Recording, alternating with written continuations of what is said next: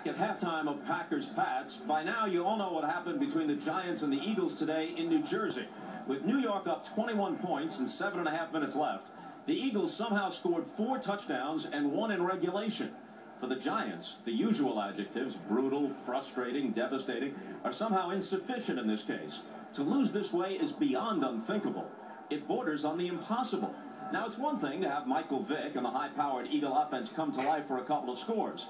It's another not to anticipate an onside kick.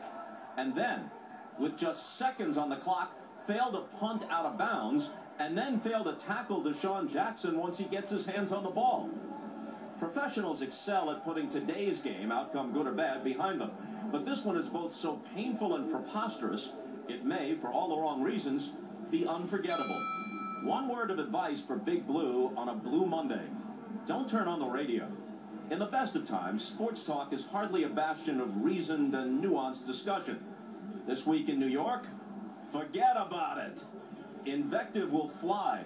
Meanwhile, in Philadelphia, where the locals once infamously booed Santa Claus, all is well this holiday season.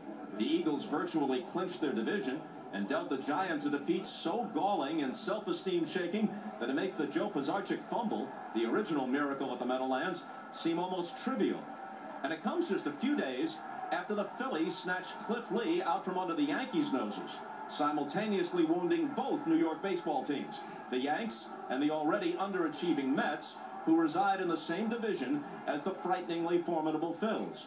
And oh yeah, yesterday the Flyers beat the Rangers. What's next? Mr. Met forced to serve as the Philly Fanatics' errand boy? Well, for this week at least, in Philadelphia, sports talk radio should be easy listening. Back to Foxborough for the second half in a moment.